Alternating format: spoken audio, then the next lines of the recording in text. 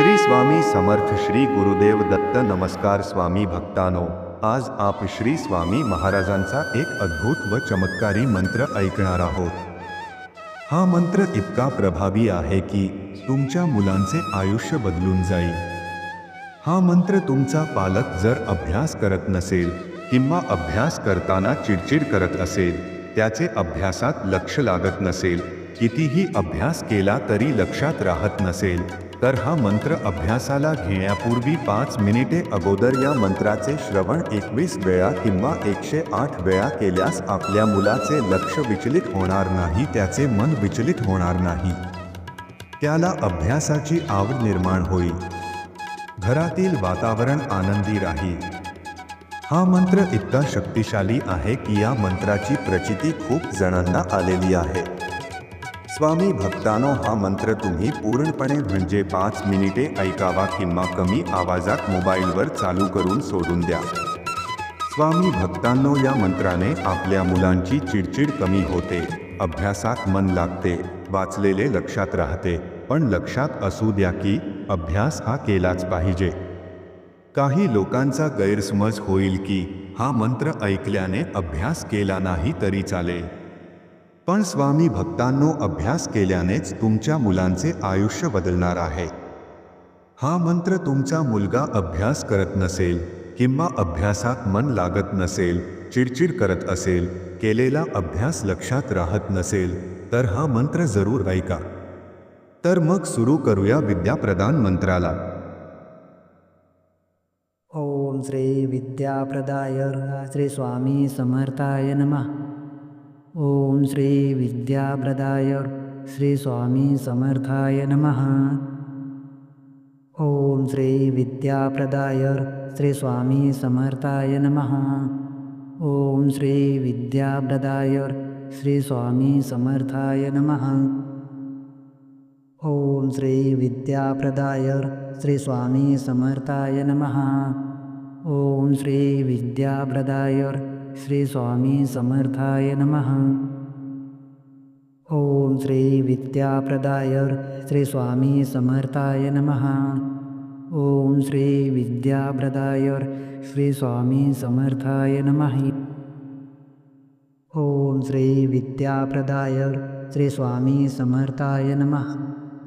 ओम श्री विद्याप्रदाय श्री स्वामी समर्थाय नमः। ओम श्री विद्याप्रदाय श्री स्वामी समर्थाय नमः। ओम श्री विद्याप्रदाय श्री स्वामी समर्थाय नमः। ओम श्री विद्याप्रदाय श्री स्वामी समर्थाय नमः। ओम श्री विद्याप्रदाय श्री स्वामी समर्थाय नमः। ओम श्री विद्याप्रदाय श्री स्वामी समर्थाय नमः। ओम श्री विद्याप्रदाय श्री स्वामी समर्थाय नमः। ओम श्री विद्याप्रदाय श्री स्वामी समर्थाय नमः। ओम श्री विद्याप्रदाय श्री स्वामी समर्थाय नमः। ओम श्री विद्याप्रदाय श्री स्वामी समर्थाय नमः। ओम श्री विद्याप्रदाय श्री स्वामी समर्थाय नमः। ओम श्री विद्याप्रदाय श्री स्वामी समर्थाय नमः। ओम श्री विद्याप्रदाय श्री स्वामी समर्थाय नमः। ओम श्री विद्याप्रदाय श्री स्वामी समर्थाय नमः। ओम श्री विद्याप्रदाय श्री स्वामी समर्थाय नमः। ओम श्री विद्याप्रदाय श्री स्वामी समर्थाय नमः।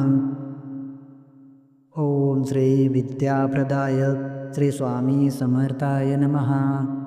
ओम श्री विद्याप्रदाय श्री स्वामी समर्थाय नमः।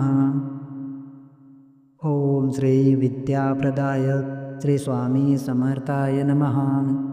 ओम श्री विद्याप्रदाय श्री स्वामी समर्थाय नमः। ओम श्री विद्याप्रदाय श्री स्वामी समर्थाय नमः।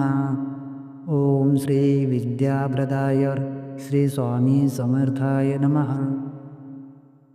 ओम श्री विद्याप्रदाय श्री स्वामी समर्थाय नमः। ओम श्री विद्याप्रदाय श्री स्वामी समर्थाय नमः. ओम श्री विद्याप्रदाय श्री स्वामी समर्थाय नमः. ओम श्री विद्याप्रदाय श्री स्वामी समर्थाय नमः. ओम श्री विद्याप्रदाय श्री स्वामी समर्थाय नमः. ओम श्री विद्याप्रदाय श्री स्वामी समर्थाय नमः. ओम श्री विद्याप्रदाय श्री स्वामी समर्थाय नमः. ओम श्री विद्याप्रदाय श्री स्वामी समर्थाय नमः. ओम श्री विद्याप्रदाय श्री स्वामी समर्थाय नमः. ओम श्री विद्याप्रदाय श्री स्वामी समर्थाय नमः. ओम श्री विद्याप्रदाय श्री स्वामी समर्थाय नमः.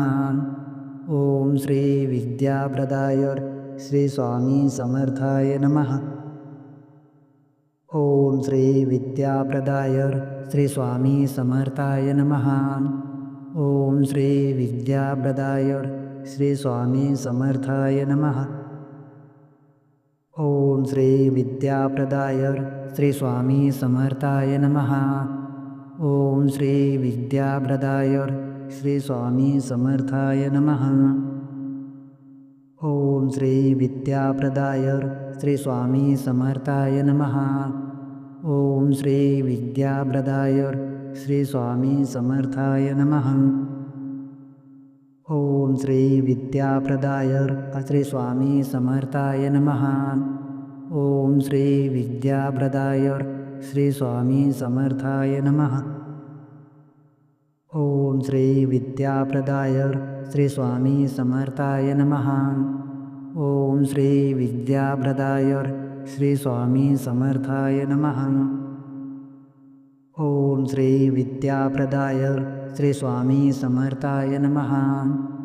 ओम श्री विद्याप्रदाय श्री स्वामी समर्थाय नमः. ओम श्री विद्याप्रदाय श्री स्वामी समर्थाय नमः. ओम श्री विद्याप्रदाय श्री स्वामी समर्थाय नमः. ओम श्री विद्याप्रदाय श्री स्वामी समर्थाय नमः. ओम श्री विद्याप्रदाय श्री स्वामी समर्थाय नमः. ओम श्री विद्याप्रदाय श्री स्वामी समर्थाय नमः. ओम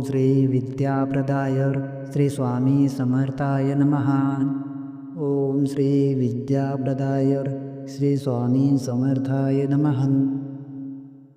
ओम श्री विद्याप्रदाय श्री स्वामी समर्थाय नमः. ओम श्री विद्याप्रदाय श्री स्वामी समर्थाय नमः. ओम श्री विद्याप्रदाय श्री स्वामी समर्थाय नमः. ओम श्री विद्याप्रदाय श्री स्वामी समर्थाय नमः. ओम श्री विद्याप्रदाय श्री स्वामी समर्थाय नमः. ओम श्री विद्याप्रदाय श्री स्वामी समर्थाय नमः. ओम श्री विद्याप्रदाय श्री स्वामी समर्थाय नमः. ओम श्री विद्याप्रदाय श्री स्वामी समर्थाय नमः. ओम श्री विद्याप्रदाय श्री स्वामी समर्थाय नमः. ओम श्री विद्याप्रदाय श्री स्वामी समर्थाय नमः. ओम श्री विद्याप्रदाय श्री स्वामी समर्थाय नमः. ओम श्री विद्याप्रदाय श्री स्वामी समर्थाय नमः. ओम श्री विद्याप्रदाय श्री स्वामी समर्थाय नमः. ओम श्री विद्याप्रदाय श्री स्वामी समर्थाय नमः. ओम श्री विद्याप्रदाय श्री स्वामी समर्थाय नमः. ओम श्री विद्याप्रदाय श्री स्वामी समर्थाय नमः. ओम श्री विद्याप्रदाय श्री स्वामी समर्थाय नमः. ओम श्री विद्याप्रदाय श्री स्वामी समर्थाय नमः. ओम श्री विद्याप्रदाय श्री स्वामी समर्थाय नमः. ओम श्री विद्याप्रदाय श्री स्वामी समर्थाय नमः. ओम